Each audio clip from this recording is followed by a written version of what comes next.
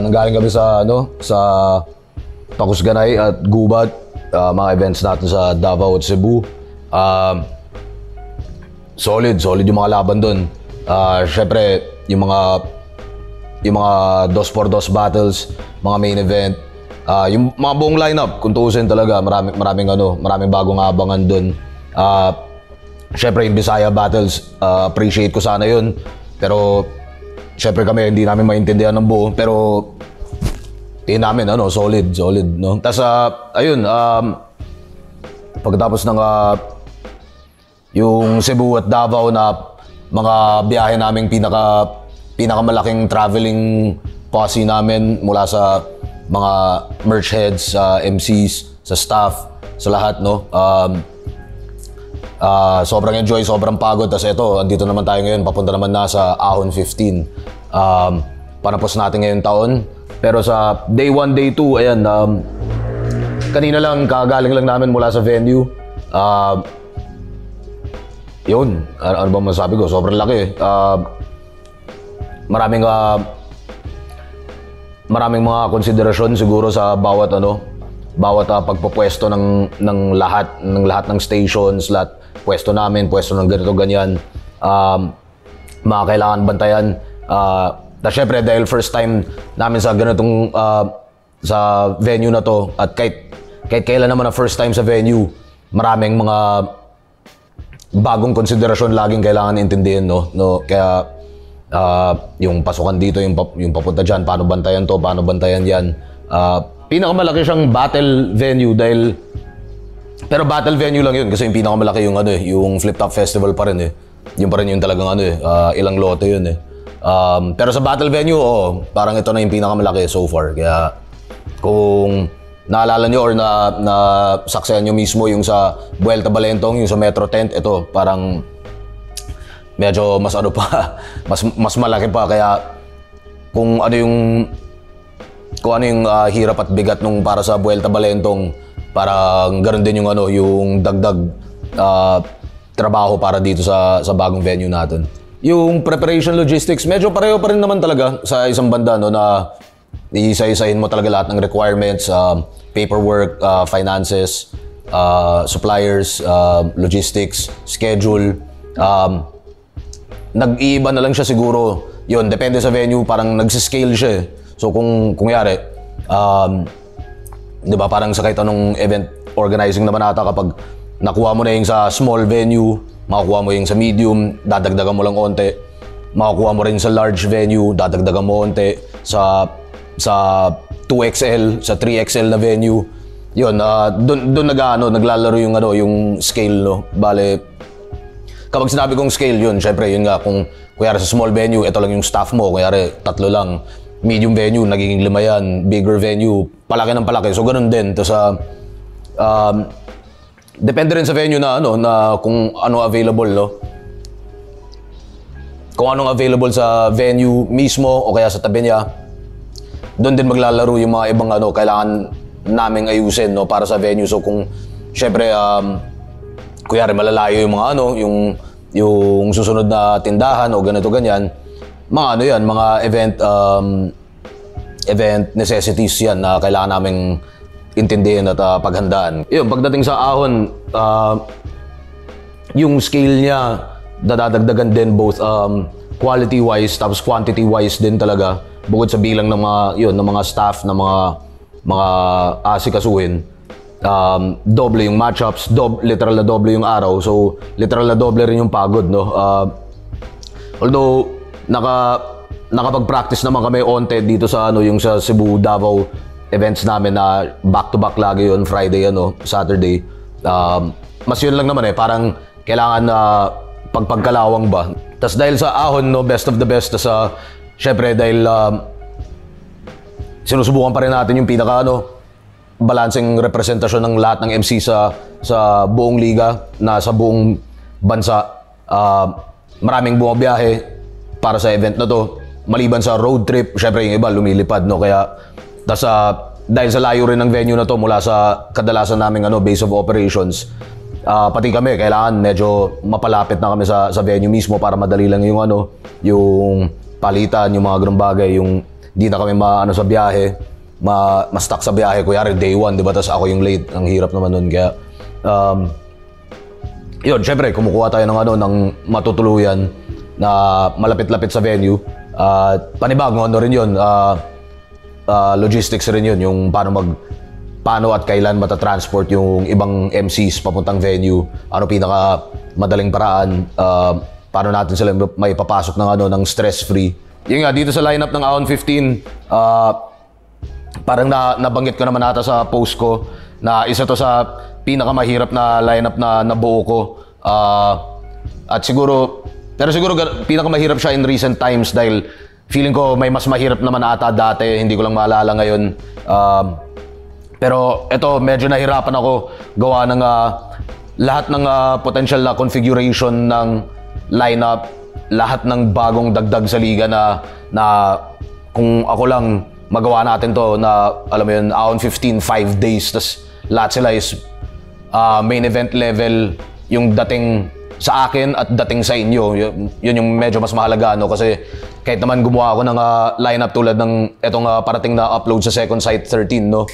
Para sa akin, main event level na yung mga ganun. Karapat-dapat sila ng ng big crowd, ng malaking attendance. Kaya kung pwede lang sana, sa dami ng bagong pasok nga sa liga ngayong taon, at sa dami ng deserving, sa dami ng mga ng daloy ng kanilang karera at yung mga nangyari sa taon na to, ang dami pwede pa sanang gawing days. Pero ayun, no, at the same time nahirapan ako dahil nga mula sa Ahon 14 na medyo dinamihan talaga namin kumpara sa mga dating Ahon, no, kung maalala nyo, parang 12 battles per day yun.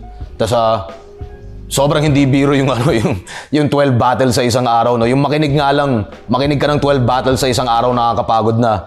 Kaya isipin nyo syempre yung pakiramdam namin na kailangan namin magtrabaho ng 12 battles na lahat masusundan yung programa at higit sa lahat yung enerhiya ng nung crowd, no. Hindi basta-basta na makakapag 12 battles ka tas mababantayan mo siya na walang parte ng program na lalaylay o mapapagod na yung mga tao. Syempre yung habol natin sa paangat ng paangat yung energy hanggang papuntang main event, no. Isa pa sa pinakamahirap dito yung availability ng napakaraming MCs. Tapos ipatong mo pa doon yung preferences ng bawat MC, no. So naging ganun siya sa maraming matchups dito, no, na may yung iba may kursunada talaga sila. Yung ibang matchup naman, parang yun yung mga suggestions ko. Tas minsan hindi pa rin nila trip.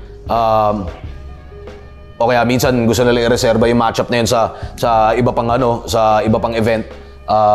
Doon talaga yung sinasabi kong nagkakarambola yung lineup talaga, no. Kaya may mga ilang matchups dito na ganun, parang nakadaan siya ng mga 3 variation nung option, no. Doon lang talaga ako medyo natagalan sa lineup. Kumbaga siguro yung 70% niya or 60% niya na nabuo ko naman ng maaga, pero yung remaining 40% doon ako nahirapan na syempre yung iba may hihingin sila, may matchup na.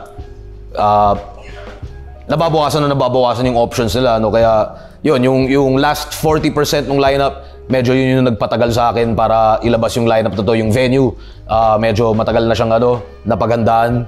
Pero yun nga, kahit anong ganda ng venue mo, kung hindi mo naman matapatan ng ganong kagandang lineup, wala rin. Kaya yun, hinabol ko ng hinabol na magawa yung lineup na sobrang mula simula parang pang main event na agad, na main event ang dating sa inyo. Kaya yun yung hinabol natin. Kaya tuloy tayo sa day 1 mula sa ilalim ng poster, Zaki vs 30.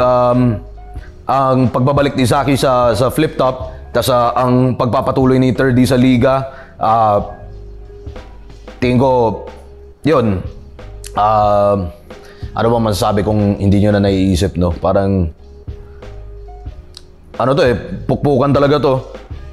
Parehong may grabing aggression, grabing stage presence, grabing delivery.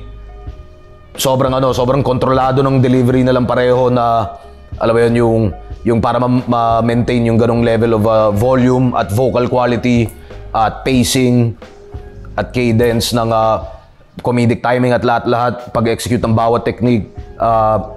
Sobrang dikit nila, no? Tingin ko, paano ba? Parang yung isang pinagkaiba lang dito, yung experience eh. Si Zaki, mas experienced na siya, syempre sa at this point, no? Pero si 30, veterans na rin siya mula sa lahat ng mga laban niya sa underground, no? Sa big stage, yun siguro yung yung diferensya, no? Pero tingin ko hindi naman masyadong maapektuhan si 30 dito. Kung meron man lang, parang yung on the day of na jitters lang, no? Na minsan hindi mo lang talaga makokontrol, no? Kahit anong paghanda mo. Pero tingin ko, yun, puta, kayo, ano tingin nyo? First battle of the night sa day 1, malamang sa malamang sila yung first battle of the night, no? Minsan kasi pagpapalit ko pa rin yung panimula, pero tingin ko ito yung magandang panimula ng buong Ahon 15. At shoutout sa kanila sa, syempre, yung dahil nabanggit ko nga yung 40%, medyo doon ako nahirapan buuin yung remaining 40% ng mga lineup. Isa to sa mga lineup na mga matchups na nahuli lang yung pagkasano, pero preparation wise buong buo yung kumpiyansa ko sa kanilang dalawa na kayang-kaya nila to. Kaagad yan, patayan kaagad yan. Unang laban ng Ahon 15. Next, Ruffian versus Saint Ice.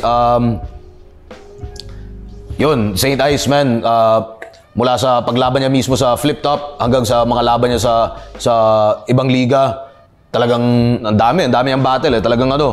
Talagang sinulit niya, tinodo niya yung buwelo niya, yung syempre yung unang pagbalik niya, no, nagpapagpag ng kalawang lang yun, tas kung ano mula doon, kung ano pa yung mapulot niya, ano pa yung ma-refine niya na techniques, ano pa yung ma-fine tune niya. Syempre, isa sa mga magagandang comeback story sa liga, no? Pagkatapos ng lahat ng yung nakalipas na yung mga laban niya dati pa, tingin ko match na match talaga sila. Lamang nga lang siguro ganito kaaga, masasabi ko na rin lamang si Ruffian sa stage presence, sa delivery. Pero hindi imposible na mula sa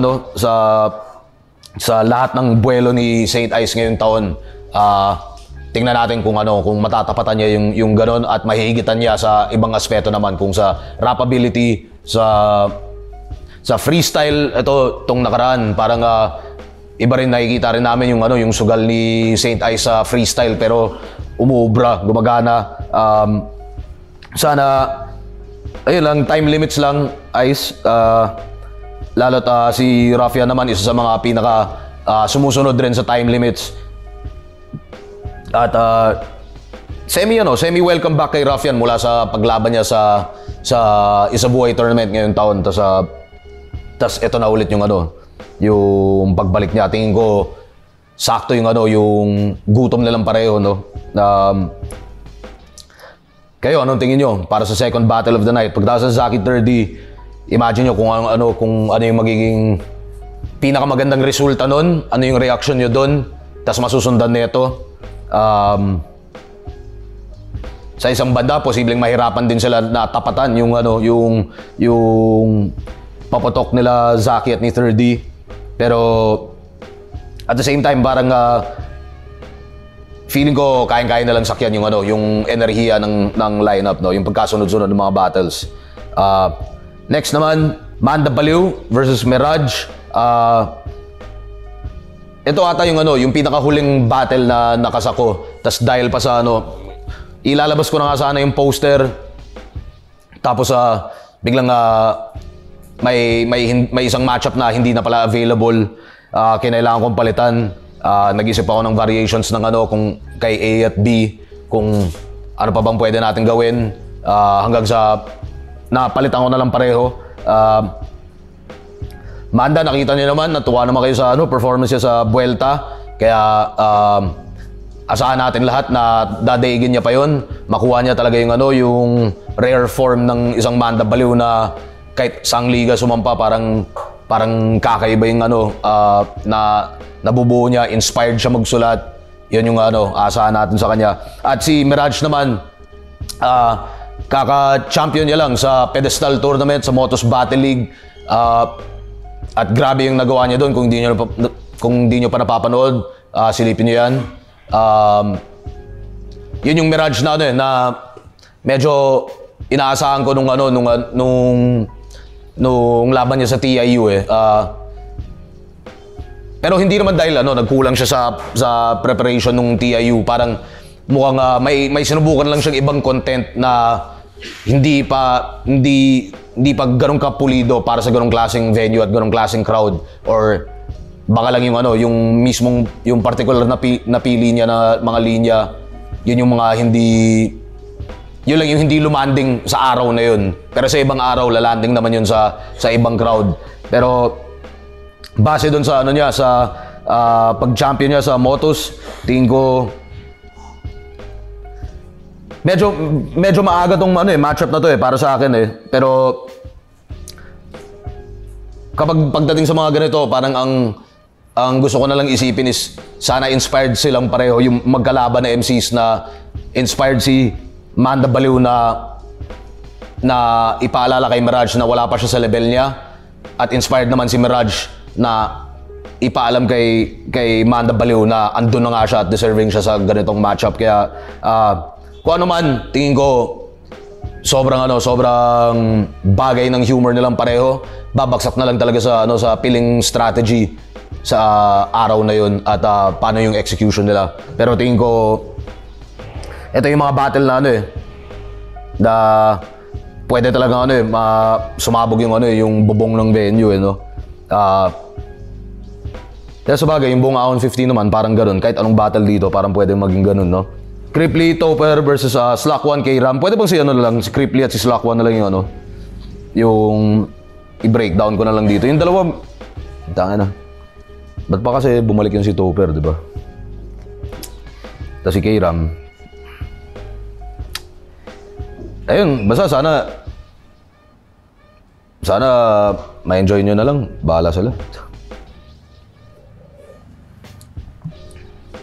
Pero okay si Crip at si Slack, okay sila. Minsan hindi, pero medyo mas okay naman sila. Ayun, Lip Cram versus Sayad. Tingin ko, parang sa isang banda, may pagka-underrated matchup of the event tong Lip Cram at Sayad. Hirap sabihin Hindi mo masabi sa kanilang pareho, hindi mo masabi kung alin yung darating At kahit aling version man ni Lip Cram at ni Sayad ang darating, parang tingin ko naman yung quality wise panalo lahat. Depende na lang siya sa kung ano yung nagja-jive na version nilang dalawa, para makapagbigay ng magandang battle para sa inyong lahat, Minsan kasi may mga kaso ng ganun na yung individual performances ng mga MCs panalo naman talaga, pero bilang battle parang hindi siya yung tamang panahon o hindi tamang crowd, hindi tamang environment, kaya hindi nagiging kasing inaasahan yung epekto, yung resulta ng ganung lineup. Kaya hindi pa ganung karami nakikita kong nagsasabing parang sobrang excited sila sa matchup na to. Siguro dahil sanay na rin lahat o karamihan ng mga tao sa quality at kayang gawin ng isang Lip Cram at kayang gawin ng isang Sayad. Kaya parang dahil sobrang sanay na sila doon, kumbaga parang kailangan nilang mag next planet na level ng improvement para siguro makuha yung pansin nyo, yun lang, tingin ko show stealer potential of the entire event tong matchup na to. Shernan versus Pistolero. Pinakaunang non-tournament rematch sa Liga. Medyo resulta to ng hindi available o hindi bagay yung mga ibang options natin. Sa totoo, kung tutuusin, hindi ko pa nga inaasahan tong matchup na to. Hindi ko maiisip tong matchup na to para sa lineup na to, sa panahon na to. Pero nagkaayaan, tas parang kahit akala ko hindi siguro magge-game o ano man, pero gumame silang pareho. Hindi ko alam kung ano yung usapan nila. Tingin ko malaking chance na hindi naman to magiging isa sa mga battle na may tema na either nagugustuhan nyo o hindi nyo nagugustuhan mula kay Shernan. Pero ewan, baka mamaya may tema sila pero kalokohan lang, yung tipong parang lolo mo ganito, lolo mo ganyan. Parang di natin masabi kung ano ba yung ano dito, patayan ba to, sparring lang. Ganun pa man, kampante ako na pareho si Shernan at Pistolero, man. Hindi pareho silang laging handa, no? Parang kahit yung hindi man nila ibigay yung 300% nila, yung susunod doon parang nasa 250% pa rin yung quality ng nagagawa nila. Kaya tingnan natin, baka kung isa yung show stealer matchup of the event, ito baka surprise result matchup of the event. Labo, nag-iimbento lang tayo ng category, no? Pero parang ganoon, yun lang yung tingin kong pwede nating abangan para sa matchup na to. Next, Tipsy D versus Fruz. At syempre kung malamang napansin nyo naman na yung buong poster mismo, ang unang installment ng pagbabalik ng three-way one-on-ones natin na kailan ba parang huling nagawa yun, 12 years ago pa ata yung huling beses natin nagawa yun. Hindi siya madalas iisipin ng MCs, hindi ko rin siya madalas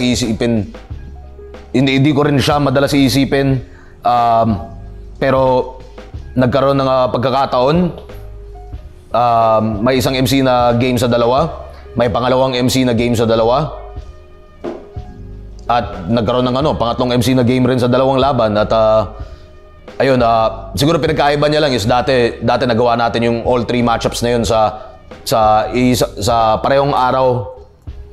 Ito naman kalat siya mula sa day 1 at sa day 2. So iba yung challenges ng bawat matchup, no. So mula dun sa three-way one-on-ones, yung may isang MC nga na lalaban dalawang beses sa isang araw. Iba yung challenge nun, pero iba rin yung challenge na bumatel ka na ng Biyernes, tapos nervyoso ka pa rin hanggang pangkinabukasan, pero lalo ka pa magre-reserba didisiplinahin mo sarili mo na may enerhiya ka para sa day 2. Iba rin yung challenge nun. Iba rin yung pressure ng kaba, siguro dahil sa ganun nga yung layo ng agwat ng paglaban mo na isang buong araw. Kumpara naman sa dalawang laban sa isang araw, kung kakayanin mong ipunin talaga yung lakas mo ng maibuhos mo ng buong buo sa isang araw, onting pahinga lang, tipong 3 battle na pagitan lang, tas aakyat ka ulit, pero nandun na yung adrenaline mo, nandun na yung yung focus mo. Iba yung challenges. At dito sa Tipsy D versus Fruz, interesting eh. Hindi ko rin alam kung anong sino yung gagawa ng alin eh. Sino ba yung mas seryoso? Sino ba mas mag-joke? Sino mas magkokombinasyon ng pareho o magpapakita ng well-roundedness? Sino magpapakita ng kakaibang tema pagdating sa paglaban nila sa day 1 at sa day 2? Ang daming factors eh. Syempre, kutob ko, patas namang sabihin lamang si Fruz sa rhyming ability, at lalo tong mga nakarang laban niya, yan yung isa sa mga na-highlight natin o lalo nating na-appreciate sa tagal-tagal ng ginagawa ni Fruz, yung ganun, no? Na halos 14 years o 13 years na niyang nabibigyan tayo ng pigang-piga talaga na malulupit na tugmaan. Si Tipsy sa strategy siguro baka lamang siya, pero minsan kahit anong strategy mo rin, may kakayahan naman si Fruz na basagin yung kahit anong gawin mo, kaya niyang burahin din sa kung ano man yung pinili niyang gawin, no? Kaya nandun yung factor na yun. Hindi ko masabi, at habang paakyat tayo ng paakyat sa poster, sa lineup, pang 8 laban na to ng day 1. Isipin niyo kung gaano karaming magkasunod-sunod na mga matchups o mga battles na kuyari puro pamatay yung naggawa ng mga MCs. Hanggang saan yung enerhiya ng crowd, no? Saan sila mapapagod na o mauubusan na ng kakahiyaw, kaka-cheer, hanggang saan sila mabubusog. Ngayon kung paakyat ng paakyat, no, medyo pahirap na pahirap din para sa mga main eventers natin na talunin o tapatan yung enerhiya ng mga naunang laban sa araw na yun, no. Kaya yun, sana kaya nila at sana may matira pa silang lakas syempre para sa day 2 battles nila. Tapos Shay versus EJ Power, wala, pinagtapat ko sila dahil pareho silang kulot. Yun lang. Yun lang talaga. Sabi nila may dark humor daw. May iba nagsabi na runners up sa mga tournament. Pero minsan talaga ganun lang kadali. Parang nakita mong kulot yung isa, kulot rin yung isa. Parang sila na yung maglaban. Kaya yun. Si EJ Power, pang ilang balik na niya ngayong taon. Pang ilang balik na niya sunod-sunod mula sa last ahon pa lang. Hindi man siya pinalad sa isa buhay, pero sana mabigay niyo pa rin yung support at appreciation niya sa nagawa niya ngayong taon at hindi biro talaga bumiyahe ng pabalik-balik para sa battle rap at sa level ng ginagawa pa ni EJ Power. Si Shay naman, muling pagbabalik sa flip top mula nung huling laban niya, 6 na taon halos. Siyempre, excited tayong lahat para dyan. At sa pag-drive ng skill sets lang pareho, tingin ko sobrang grabeng makukuha natin dito.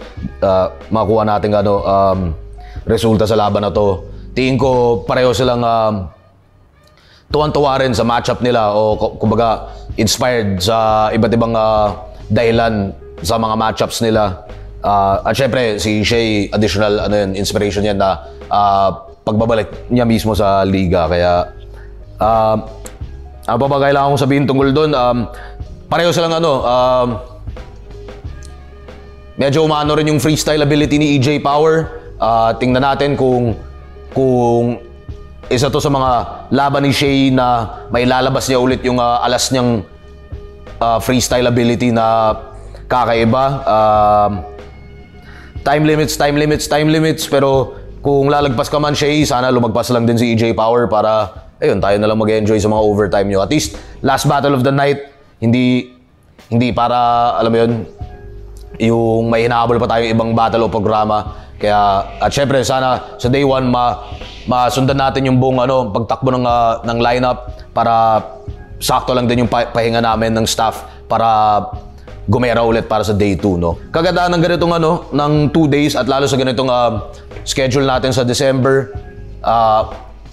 kung kailan nyo hindi Christmas party, doon kayo sana manood. Kaya kung ang Christmas party nyo ay Sabado, yung Biyernes andyan para sa inyo.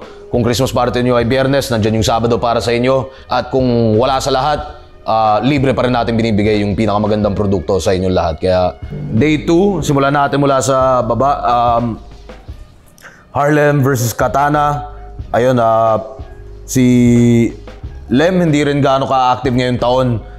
Kaya semi pagbabalik niya sa liga. Pero tingin ko yung matchup niya kay Katana bilang up and coming talaga si Katana, tas yung mga style ng humor nila, posible ito maging isa sa pinaka rin, parang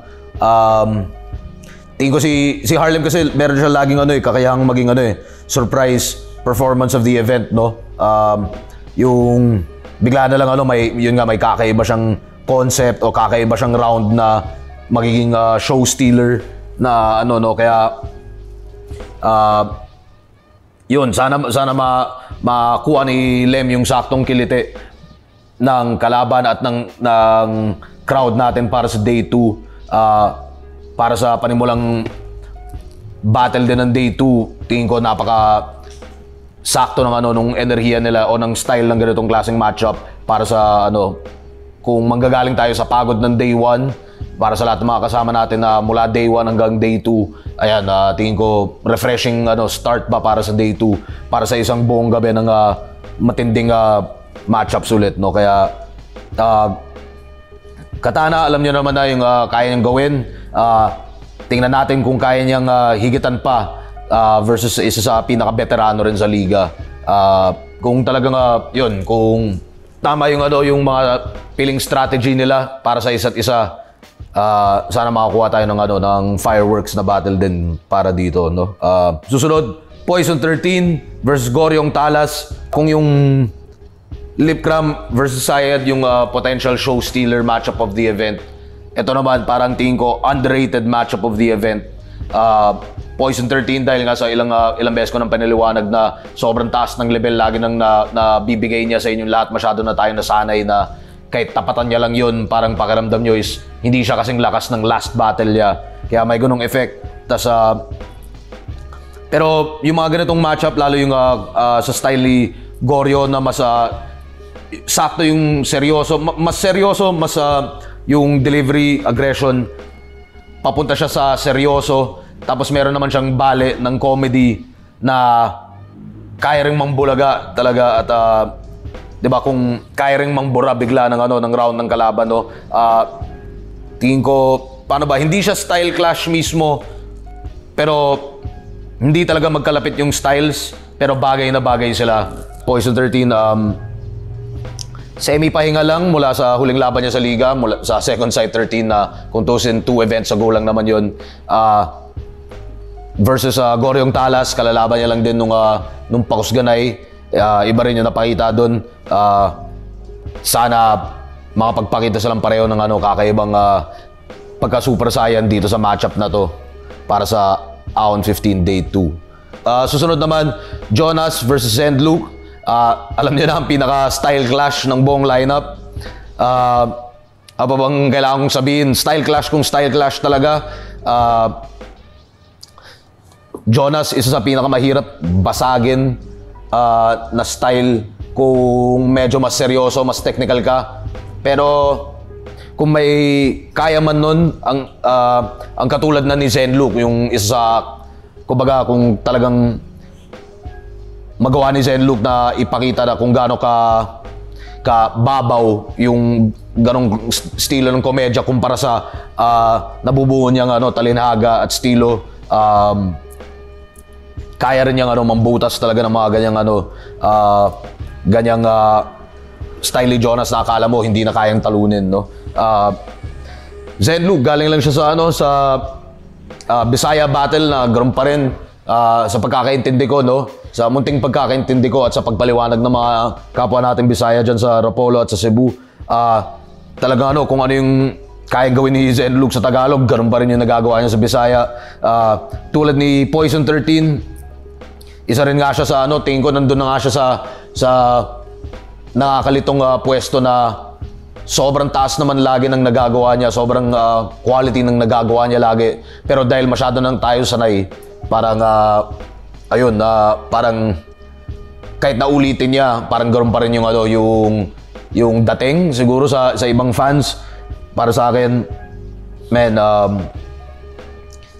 hindi na nauubusan ng talinhaga to si Zenluke, at hindi rin siya nauubusan dun sa isang skema niya na yung lagi siya may isang skema na ganun kada battle tong mga nakarang 5 o hanggang 10 battle na bigla siyang raratrat ng kakaibang tugmaan na parang 8 to 12 lines straight na parang rhyme scheme talaga na na parang kada battle nagagawa niya na ganun, parang halos pareho yung sukat pero kutob ko kung tutok kayo sa mga Zenluke battles, mapapansin niyo yung yung tinutukoy ko diyan na rhyme scheme patterns na nagagawa niya.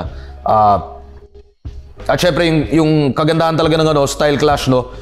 Pagdating sa style clash talaga yung contrast ng styles, ang contrast nila sa isa't isa, parang lalong lumilitaw yung strength nila sa isa't isa, no? So kung para sa viewer, kuyari, masyado kang naseseryosohan sa style ng katulad ni Zenluke, pagdating kay Jonas, edi lalong magiging epektibo yung ano, yung nagagawa niya, yung style niya sa tenga nyo. Tapos ganoon din, kung masyado naman kayong, kung yari, isa kayo sa mga nauumay sa comedy, o sa kung ano man, at habol nyo talaga is yung ganoon, yung technicalan na level ni Zenluk, edi lalong lilitaw yung lalim naman ni Zenluk sa ganitong klaseng matchup. Tas silang pareho na magkasabay bilang isang battle itself, no? Kumbaga parang kumpleto yung putahe natin lahat, no, sa tayong mga kakain. Kumbaga kumpleto yung magkabilaang styles, magkabilaang panlasa kung tuusin, at pero sa battle mismo at least, at kung isa ka rin sa overall battle enjoyer, mapa anong style yan, edi busog na busog ka sana dito sa ganitong matchup kay Jonas at Zenluk. Jonas, may kakayahang pasabugin din yung ano, yung talagang pasabugin niya yung venue sa depende sa material niya, no. Kaabang-abang, enjoy yan sigurado. Punta naman tayo sa 2x2 2024 o kaya yung 2x2 squared finals natin. Ang pagbabalik ng 2x2, hindi pa na-upload karamihan ng ibang laban dito, pero pagkatapos na ito, tuloy-tuloy na to bago tayo umabot sa ahon. Then paano ba, hindi iba yung ano nangyaring ano, yung magic na nangyari dito sa 2x2, at kapag nailabas na namin yun at masundan nyo yung naratibo, yung pagpapakilala ng mga ilang MCs dito, maintindihan nyo kung ano talaga yung halaga ng ano, nung mahi ka ng 2x2 tournament, at lalo sa ganung format na mas para sa mga ano na, kumbaga yung hindi masyadong veterano na sa liga. Ibang paraan siya para mas makapagpakilala, makatatak sana sa ano, sa alaala ng ano, ng mga viewers, lalo't kung hindi sila kasing pamilyar sa one-on-one styles nyo. Eto men, yung mga nagawa na itong mga to, at kahit ng mga iba, ng mga hindi umabot sa finals, nagawa rin nila yun. Pero dito, Casper Hespero versus Atom Cygnus, posibleng mas pamilyar na kayong lahat kay Casper at Hespero bukod sa pag-upload ng laban nila, ng 2x2 battle nila itong nakaraan. Pero posibleng mas babad talaga sila sa ano, sa ibang liga, sa mga ibang battles nila. Paulit-ulit ko sinasabi, men, parang grabe yung linis na itong dalawang to. Napaka bagay din ng chemistry nila.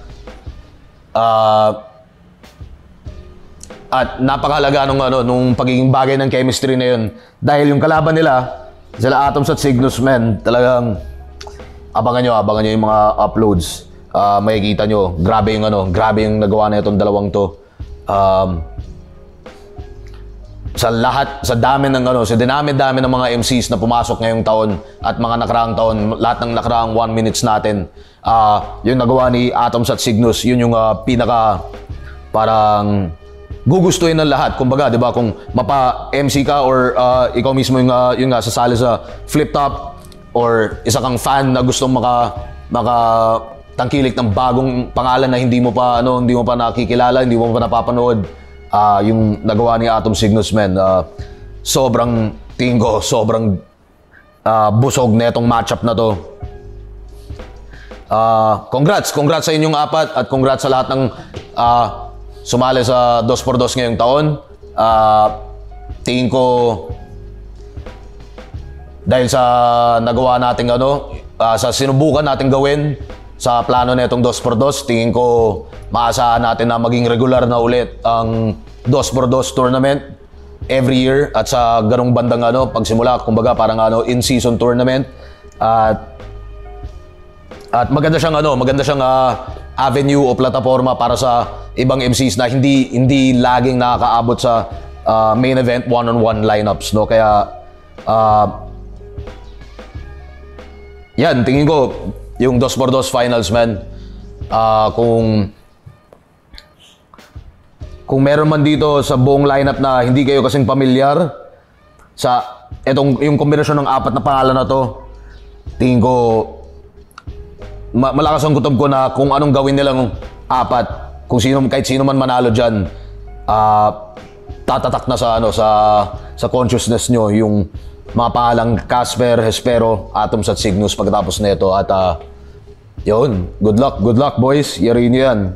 Susunod na laban, Husky versus Batang Rebelde. Batang Rebelde, galing lang namin sa laban niya sa Gubat.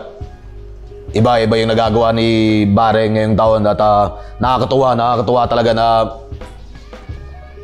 tulad nun, yung laban niya sa Gubat, yun yung 10th year anniversary ng paglaban niya sa Cebu. Syempre sa liga mismo, mas matagal na siya nun, isa na siya sa pinaka-veterano, pinaka-consistent. And at the same time, parang kahit anong galing na nga ni Bare, na sobrang galing na nga, parang ganun din yung yung paano ba? Yung tingin ko pakiramdam ng mga tao na potential pa niya, mga kaya pa niyang gawin, mga kaya pa niyang diinan, mga kaya pa niyang lupitan. At napaka nakakatuwa talaga yung kwento ng karera niya ngayong taon, at napaka-deserving niya at ng kalaban niya na si Husky. Isa rin sa pinakakilala, isa sa most viewed sa liga. Laging handa, laging busog yung dala niya para sa inyo, at yung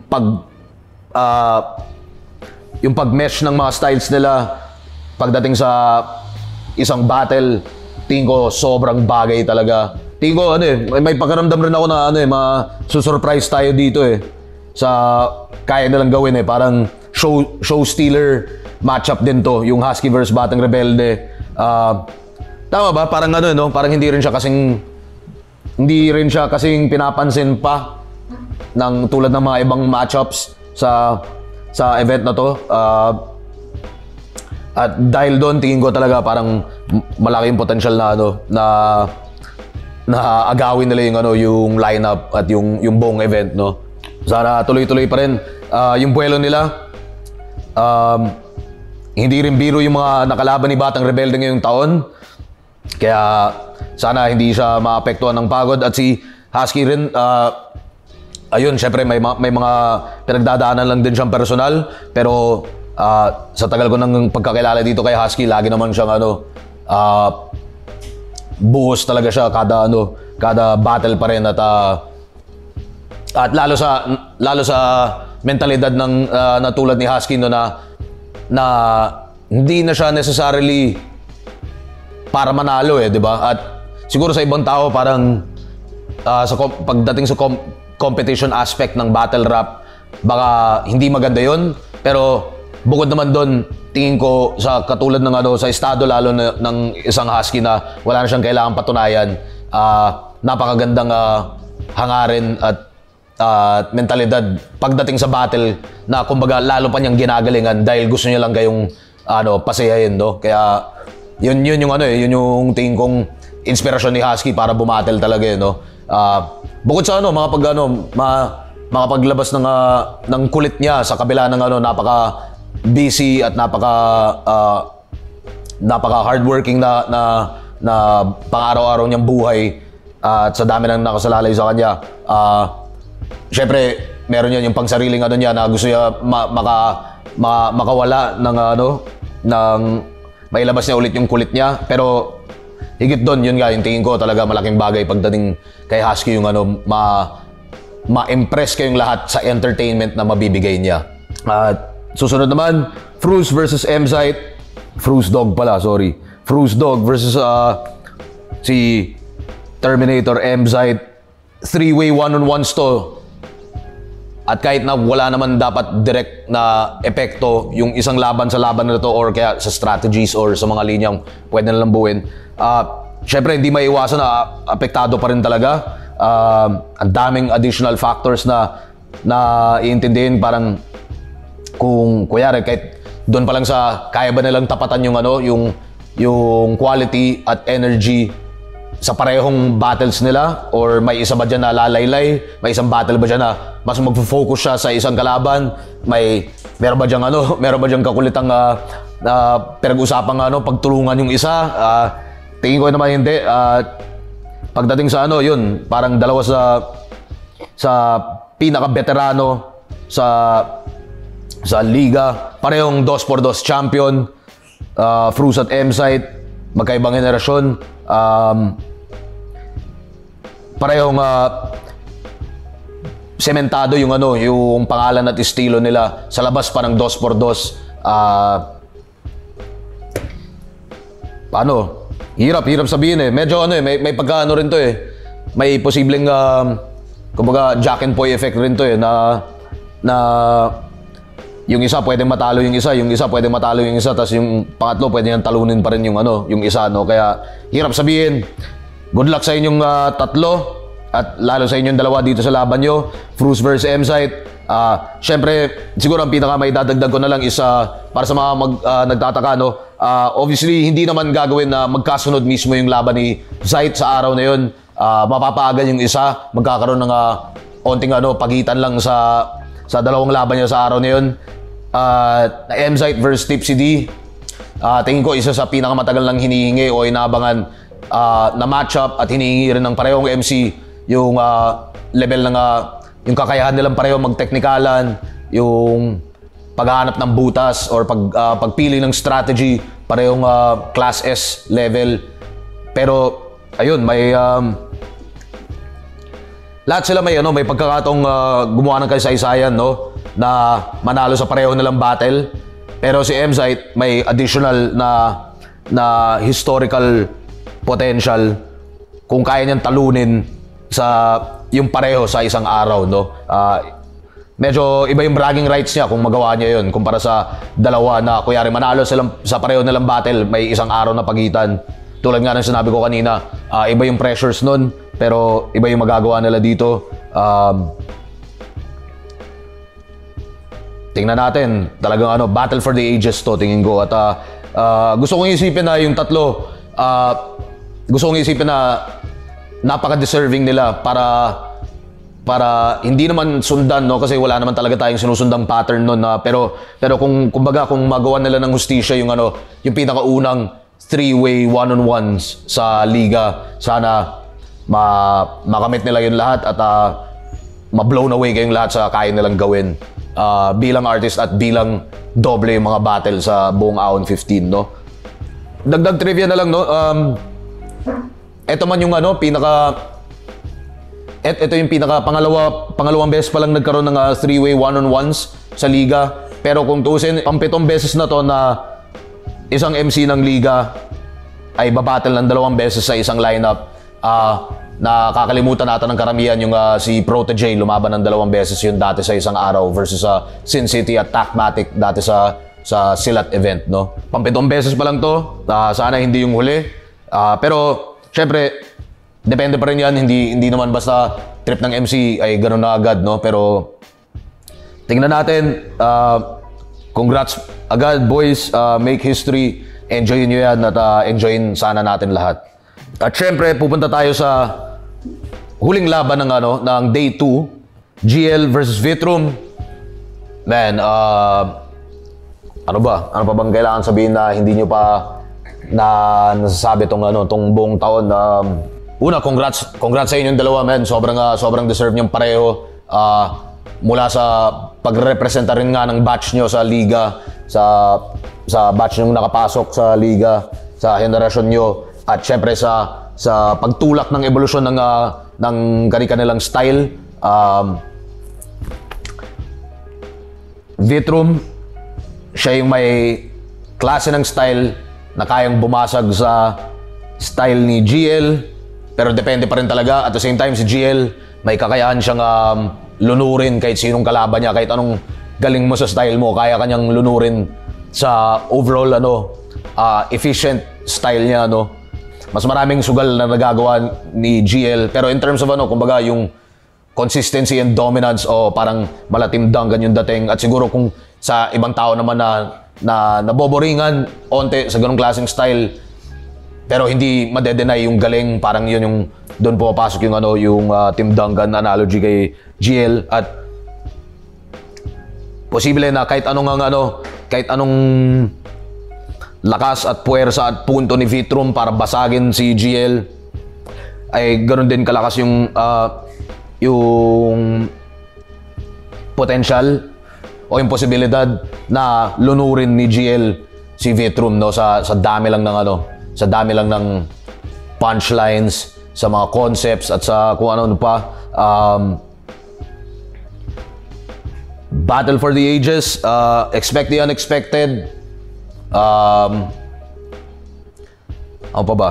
Congrats sa inyong dalawa, boys. Manalo matalo, tingin ko talagang marka na rin to sa kasaysayan ng liga. Nakakatuwang isipin na sa kabila ng lahat ng pagdududa sa Flip Top at sa mismong Isabuhay tournament ngayong taon, sa bracketing at lahat-lahat, nakakatuwang isipin na ngayon nakahabol naman yung mga ibang fans at mas naiintindihan nila or mas nakikita nila yung vision ng ganong klaseng matchmaking, yung kakayahan at potensyal ng bawat isang MC na magmarka sa liga at sa inyong lahat. At yung pagkakataon din na na lalong patalasin yung kanilang style. So, 'di ba, parang kumbaga hindi naman sila pareho silang hindi naman sobrang laki ng pinagbago sa style mula sa unang mga ginagawa nila. Mas pino lang talaga ngayon at mas na-enjoy nyo, mas na-appreciate nyo, mas nabibigyan nyo ng pansin. Tingin ko napaka fitting na panghuling laban ng day 2 ng Flip Top ng Ahon 15 at lalo mismo ng Flip Top na kumbaga sa anumang dahilan pagkatapos ng 14 na taon ay minsan nakakalimutan nyo pa rin yung kakayahan ng liga na makapagbigay sa inyo ng pagkakataong maka-appreciate ng ganitong level of art. Mga pangalan na dati nyong hindi siguro pinapansin o wala kayong pake o hindi nyo inakalang mag-finalist o maging crowd favorite o maging anuman. At lalo sa nire-representa nilang pareho sa values nila, sa creativity nila, sa techniques nila. Yun, talagang para sa akin, parang napakabagay na isang GL at isang Vitrum ang magsasara ng day 2 natin ng Ahon 15 at ipaalala sa inyo na mapa year 1, year 2, 3, 4 hanggang 14 at sana hanggang year 15, 16, 17 laging magkakaroon ng susunod na pangalang bagong abangan o kaya pangalang tatatak sa inyo at hindi nyo na makakalimutan at hanap-hanapin palalo kapag lalo sa panahon na kapag tumanda na sila at hindi kasing dalas lumaban, no? Shoutout sa inyo dalawa sa binuhos nyo ngayong taon. Di biro yan. Congrats pa rin agad at kung ano man, enjoy nyo at preview ulit ng Ahon 15, day 1 to day 2. May non-tournament 2x2 battles, may unang non-tournament rematch, may mga matchup na magkagrupo, may mga style clashes, meron tayong 2x2 finals, meron tayong Isabuhay finals, meron tayong pagbabalik ng 3-way one-on-ones. Represented pa rin Visayas, Mindanao, Luzon. Expectation sa event, wala, parang ganun kaya nga ginawa yung lineup na yan para pasabog talaga yun. O kaya yun lang talaga, pasabog both days. Healingin mo na walang aberya, walang mag-choke, walang mag-underperform, walang gulo, kahit ano. Kaya yun lang yung expectation ko. Kung ano yung nakasanayan nating enjoyment at inspiration sa bawat event ng Flip Top. Yung sinasabi kong scale pagdating sa sa logistics at sa preparations Ganun lang din yung yung expectation ko sa enjoyment, no, na mag-scale din. Kung gaano nyo na enjoy yung Vuelta Balentong, subukan natin na na daigin talaga yun. Kaya yun, sana balang araw, ewan ko, baka masubukan natin na sa isang ahon minsan kung nagkakaroon naman tayo ng subtitle battles, baka sa future magkaroon rin tayo ng kahit isa-isang English battle ulit. Tapos magkaroon din ng matagal ko ng pangarap to no. Kakaiba rin kung sumubok na Bisaya battle sa ahon, 'di ba? Tapos parang sa Maynila, tapos puro tayo Tagalog, tapos walang nakakaintindi bukod sa mga mga Bisayang na nakabase na dito. Pero yung mahatid lang yung ganung pakiramdam, yung kung ano rin yung pakiramdam namin habang andun kami live sa mga Bisaya battles. Yung pakiramdam na gets mo naman yung ilang keyword pero hindi mo pa rin talaga maiintindihan yung pinaka sinasabi nila, at bukod doon yung pinaka nuances ng kani-kanilang style sa Bisaya, no. Baka masubukan natin yan next year. At habang andun na rin tayo sa may mga iba pa akong kanina siguro, una sa lahat, syempre, naka-focus pa rin tayo dito sa year-ender natin, sa Ahon 15. Napakalaking job order na ito. Nakakalula pa rin kahit papaano. Kaya kanina siguro hindi ko masyadong hindi ko pa masyadong madiinan yung mga plano next year. Pero may ilang pang plano next year talaga na baka tingnan natin, baka makapag-introduce rin tayo ng ng ibang format, mga ibang tournament, mga iba pang pwedeng subukan ng hindi nagiging baduy o kung ano man. Kaya yun, kita-kits dito sa Ahon 15 ulit. Enjoyin nyo para sa akin, kasi ako hindi ako makapag-enjoy Kaya trabaho yun trabaho na siya. Last month pa lang, 2 months ago, 2 events ago. First event this year. Lahat yun trabaho Kaya yun, kayo na yung mag-enjoy para sa akin. At yun, syempre, dagdag mensahe lang din siguro sa mga fans. Maraming salamat din nga sa lahat ng suporta nyo. Itong 14th year ng Flip Top, sa buong 14 years, kung nakanood man kayo ng live event this year, kung pinapangarap nyo pa rin makanood next year, lahat ng suportang tunay live online, syempre sa mga MCs, kayo pa rin, kayo yung literal na bumubuo ng liga, at kayo yung nagsisilbing pa rin gasolina para ipagpatuloy pa rin to lahat na galingan ko para sa inyo, nang galingan nyo rin para sa mga kanilang art, no, sa sarili nyong art at passion nyo sa ganito, sa hip-hop, sa battle rap. At syempre kahit sana sa music, lagi kung gusto nyo i-extend yung na yun, no, yung pinaka pinagtatrabaho nating lahat dito sa Flip Top, no. Kaya salamat, at yun nga, enjoyin nyo para sa akin. Tas yung pagkatapos na itong Ahon 15, no, napag-usapan namin nung sa Cebu pa lang, na-realize ko, no, syempre minsan kapag ganito nagpaplano ka ng event, kapag pinapaliwanag ko to sa kanila, no, parang minsan kapag sobrang laking project, no, ako hindi ko agad nakikita yung araw pagkatapos ng petsa na yun Parang alam mo yun, parang hanggang doon lang yung buhay ko. Tapos bahala na kung mamatay o mabuhay ulit ako. Pero parang ganun minsan yung pakiramdam. Pero kapag kailangan ng tumingin sa onting advance, ayun, na-realize namin yung pucha, next year, 15 years na pala yung yung Flip Top, no. Dati kaya nga ginawa yung grain of salt, no, na party lang, dahil para makapagpahinga naman din ako ng sa pag-organize at sa pag-iisip ng lineup. Pero dahil 15th year, ewan ko, baka wala rin kaming gagawin. Kaya I mean, nung nag 10-year mark, yun nga yung Flip Top Festival, syempre gawa ng pandemic, hindi na natuloy yun. At mabuti na lang din kasi tingin ko hindi siya basta-basta agad ma-improve. At ngayon naman, mula nung Flip Top Festival, hindi ko rin masasabi na parang kaya o gusto kong gumawa ng isa pang festival Syempre marami na nagbabago-bago sa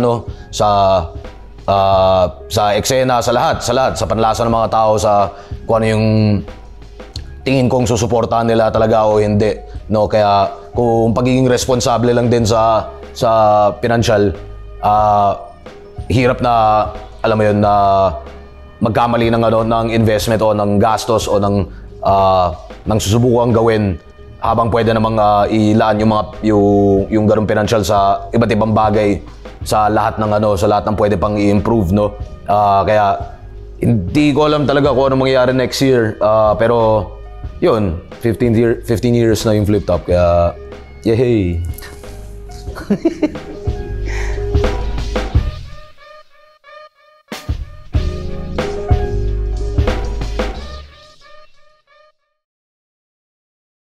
Aon 15.